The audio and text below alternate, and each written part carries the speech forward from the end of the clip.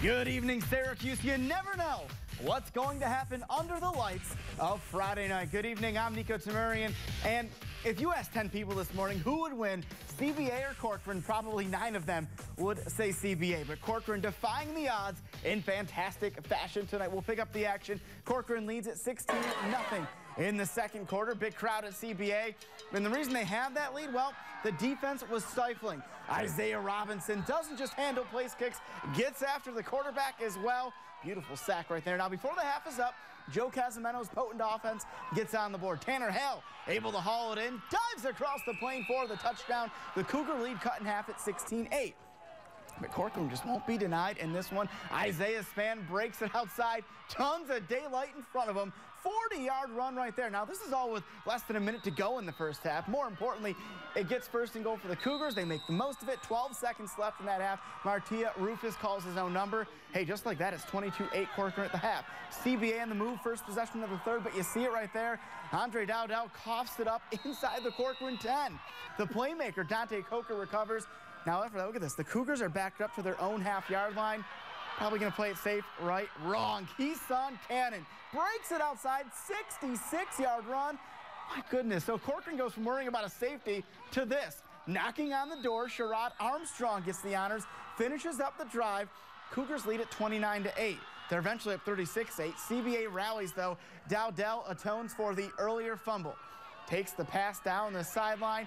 Nobody's going to catch him. 58-yard pitch and catch right there. Hey, just like that, CBA is within 2 scores. 36-23, so they're starting to come back. But this was Corcoran's night, my friend. They pull away right here. How about this? They officially arrive. A nice 45-yard touchdown right there. 2 weeks ago, Corcoran only mustered 6 points against Liverpool. Tonight, how about 50? A 50-23 victory over the 2-time defending Section 3 champs from CBA. I'm ecstatic. I'm happy. I'm really excited. You know, I thought we would come in here and play really well. I was a little nervous because, you know, it's CBA and you're coming into Alibrandi and you don't win too often here. And, you know, our kids came out and they played their hearts out. And I'm just ecstatic. I'm happy for them. What a win for Corcoran. Now, if you leave CBA hanging right on Kimber Road, you'll find Nottingham High School. The Bulldogs hosting West Genesee. The Cats look solid tonight. Linebacker Dalton Elias reads the QB, picks off the pass. Now, the Wildcats already up 10-0 heading into that play. And West Genesee turning defense into offense. Deshaun Turner, perfect pass. Will Northrup, 38-yard touchdown strike. Wildcats lead it 17-0 in the second quarter. Now, as the sun sets at Nottingham High School, the Wildcats turn up the offense. Another nice pass from Turner here. Colin Taylor, the recipient, and the Wildcats roll. 42-12, the final.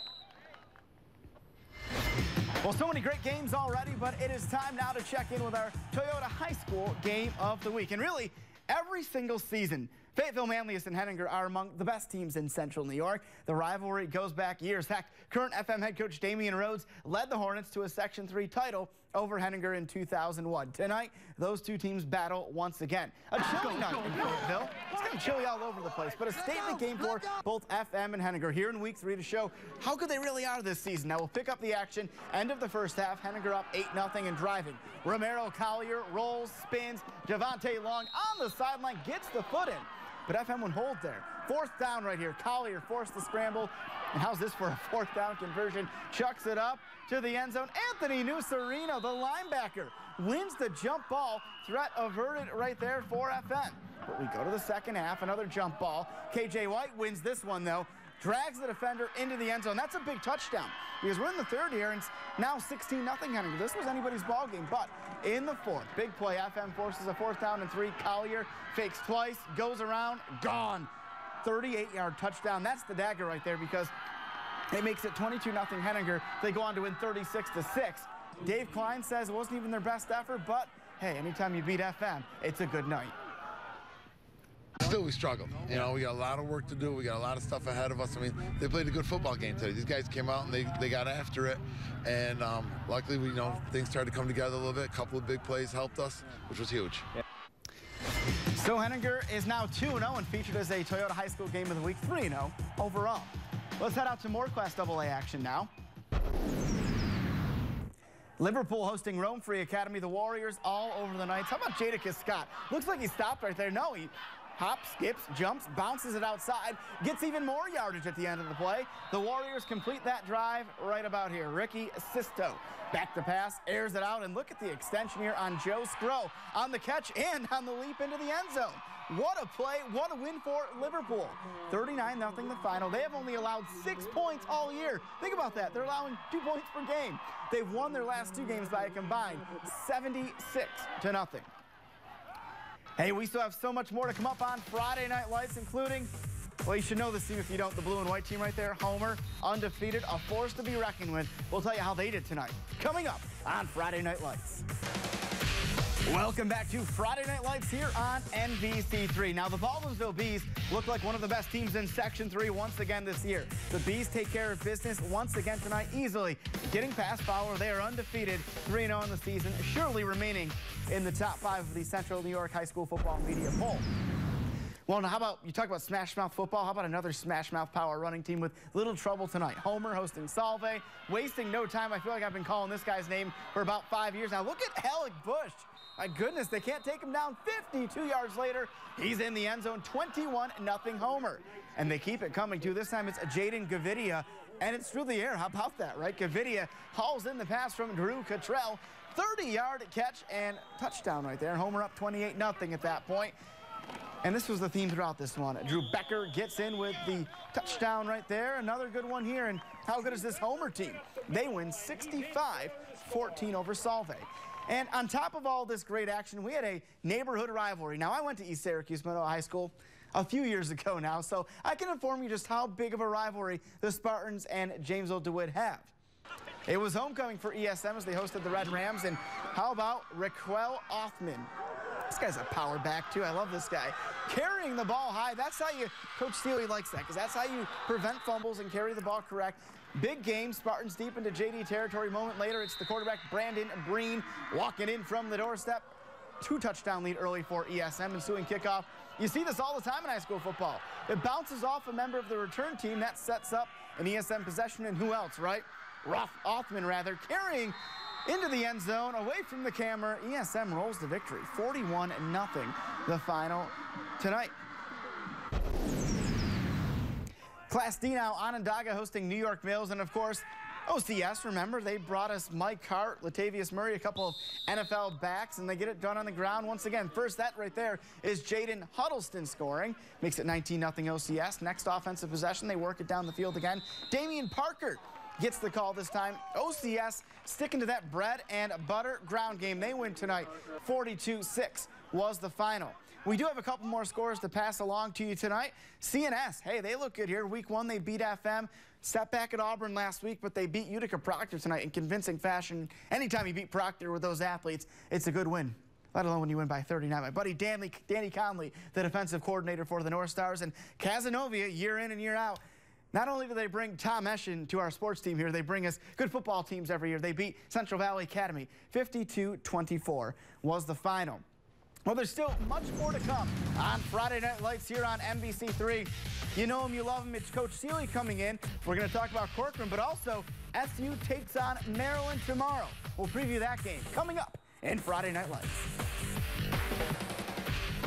Welcome back to Friday Night Lights here on NBC3, and it's a Saturday showdown in the Carrier Dome just over 12 hours from now. Syracuse football is 2-0. We know that, winning both games in different ways, but that does not matter to Scott Schaefer. He said he didn't even want to hear the name Villanova anymore. All that matters is the task at hand, those Maryland Terrapins. It's a 12:30 kickoff at the Loud House tomorrow, and if you're looking for something to do, well, hey, kids get in for free. Why not? It's a matchup of 2 Power 5 conference teams. Coach Schaefer says this game will be a challenge. Of course, Maryland has plenty of superb athletes, especially at those skill positions, but the Orange, hey, they have their own plans as well. I just want to see us be everything you guys are, you know what I'm going to say. I want to see us knock the hell out of people, play physical, take shots. If you miss, and turn it back to your buddy who can take the next shot. And get another guy there so he can take a shot. On offense, I want to see us play smart football. I want to see us run the ball. I don't care who has a great game at running back. We got 4 or 5 guys that I trust. Whoever gets the hot hand, feed them. Terrell, make good decisions. Let's take care of the football. Let's make sure we're more physical than the other team. Yeah, simple as that. It's simple. We can't wait for it. And by the way, if you're not going to the game, or even if you sit in a nice box at the Carrier Dome, the only place you can watch this game is right here on NBC3, Central New York's home for the ACC. Pregame at high noon, kickoff at 12:30, only on NBC3. Well, joining me now, as he does every Friday, and we love when he does, head coach Paul Seeley. Coach, thanks so much for joining us. Hey, it's always good to be here, Nico. And let's jump right into it. Corcoran, my goodness. How about that win? You know, Corcoran will always have fast kids. Right. And I think the ball bounced their way this time. I know a couple of fumbles, picked it up, ran it into the end zone. So tonight the Cougars showed them that, you know, CBA is vulnerable, and I think an interesting matchup coming down the pike here. Yeah, and, you know, talking about the Corcoran kids tonight, they go into CBA and they win convincingly, putting up 50. What does it mean to those kids, you think, tonight? Well, I mean, you do it at CBA. That gives them a great level of confidence going into the rest of the season. You know, it's only 1 week left of September football, and you've heard me say it here 1,000 times. It's October football that makes you good. It's almost like in college, they say the ones in November are the ones to remember. And let's move on to your bunch. You know, West Hill played last night, but, Coach, you help out with head coach Jamie Casulo over there. And listen, 3-0 start. How about those Warriors? Oh, well, you know, the kids have really responded. Coach Casulo is a high-energy guy. You know, practice is high energy, meetings are high energy, and the kids have responded real well. You know, there's no complaints. They're working hard. Skinny Atlas was a little banged up, not to make any excuses for the Warriors. We played real good football, especially on special teams. Offense put up a lot of points, and defense had a couple of great goal line stands. You know, I'll tell you what, when I heard Jamie talk, he sounds a heck of a lot like his dad, Bob, doesn't he? Well, you know, Jamie, he's been around his dad a long time, and they're all coaches. Great bloodlines there. You got Bob, who was in the NFL with SU. You got Jamie at West Hill, and, of course, Rocco, the other Casulo. He coaches down at St. Thomas Aquinas, one of the best schools in the country. Coach, thanks so much for joining us. Oh, this is every week. Great. Hey, see you next week. Absolutely. We'll see you next week. What a great night of Friday Night Lights. We hope you join us next Friday right here on NBC3.